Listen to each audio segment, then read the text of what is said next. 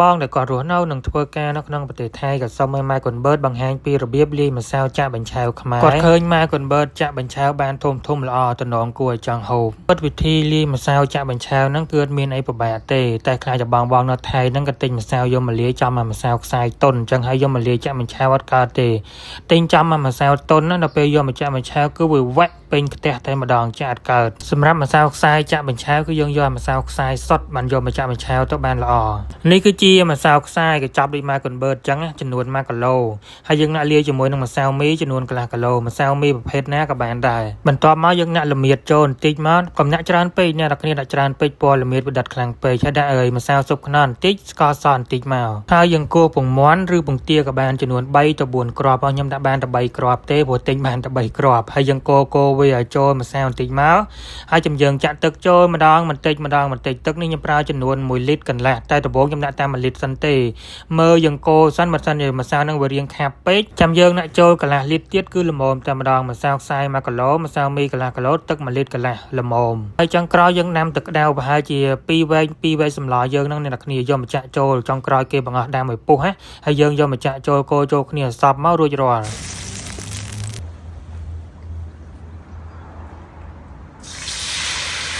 សម្រាប់ផ្ទះដែលយើងមិនដែលចាក់បញ្ឆៅសោះមួយខែ2ខែបានយើងធ្វើបញ្ឆៅហូបម្ដងចាក់បញ្ឆៅហូបម្ដងនៅពេលដែលយើងចាក់ទៅវាអាចនឹងជាប់ឲ្យផ្ទះបន្តិចបន្តួចមកប្រទេសពីប្រទេសដំបងតែវាមិនដល់ថ្នាក់វែកពេញផ្ទះទេហើយតែយើងលាយម្សៅត្រូវគឺងាយស្រួលចាក់ទេអ្នកនរគ្នានៅពេលដែលយើងចាក់ដំបងគឺជារឿងធម្មតាវាជាប់ផ្ទះបន្តិចបន្តួចតែប៉ុណ្ណឹងឯងតែពេលយើងចាក់បាន4 5ប្រទេសទៅគឺម្សៅគឺចាប់ដើមល្អហើយចាក់នំបានធំល្អដោយបងឃើញនៅក្នុងវីដេអូនេះអញ្ចឹងណាអានេះផ្ទះរបស់យើងមិនដែលធ្វើហូបជាប្រចាំមក2 3ខែ4 5ខែបានធ្វើហូបម្ដងអីចឹងទៅអ្នកនរគ្នាឃើញទេនៅតែយើងចាក់បានល្អសំខាន់គឺការលាយម្សៅឲ្យតែយើងលាយម្សៅត្រូវគឺចាក់បញ្ឆៅគឺបានល្អអញ្ចឹងតែម្ដងហើយសាច់បញ្ឆៅវិញឡើងស្វិតតែទៅហូបមែនទេណាគេសម្រក់រៀងតែមួយចាននេះសូមតែមួយចានហ្នឹងបានមួយចានហ្នឹង2ប្រទេសមិនលេងណា2ប្រទេសហ្នឹងក៏ច្រើនដែរអ្នកនរគ្នាហើយហូបម្ដាយមិនឆ្ងាញ់បញ្ឆៅហូបម្ដាយហូបជ្រលក់អញ្ចឹងនេះយើងបែបផ្ទាប់ជាមួយបន្លែយើងក៏មានគ្រប់មុខនិយាយពីបន្លែអ្នកនរគ្នាមានតាំងពីយីរួមគ្រប់មុខទាំងអស់តាំងពីអាជីម្លូជីថ្ពាល់ត្រីស្លឹកងៀងអាហ្នឹងហៅជីគេជីម្លូណាជីម្លូអ្នកនរគ្នានេះហើយមើលបញ្ឆៅ1គីឡូណាត់គ្នាហូបគ្នា10នាក់បានអស់អានេះអត់ទេ3នាក់ព្រឹកទេនេះហើយគ្នាមានតែ3នាក់អ្នកទាំងអស់គ្នាហើយធ្វើនេះធ្វើឡើង1គីឡូអង្គ1គីឡូបើធ្វើតិចពេកក៏វាពិបាកចាក់ពិបាកលាយគ្រឿង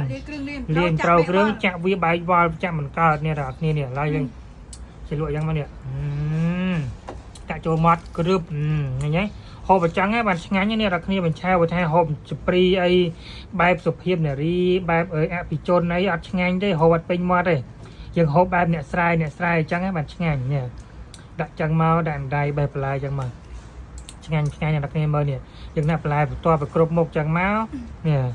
ហើយយើងបេះសាច់បញ្ឆៅដាក់សាច់ចឹងទីមកយើងហូបបែបអ្នកស្រែកុំហូបបែបអ្នកអភិជនបើថាយើងហូបបែបអភិជននោះធ្វើឡំមួយហ្នឹងអត់ចូលជាតិទេអ្នកគ្នានេះយើងហូបចឹងមកនេះដាក់ឲ្យពេញមាត់ចឹងមក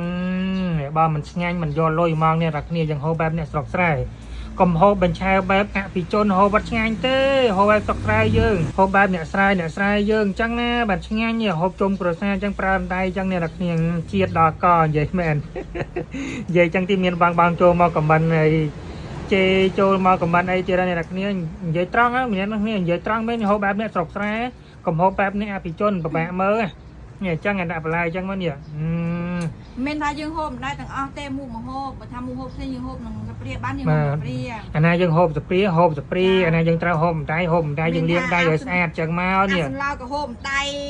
សម្លអាណាគេហូបម្ដាយមុខម្ហូបណាគេត្រូវហូបម្ដាយបានគេហូបម្ដាយនេះចាំមកនេះនេះ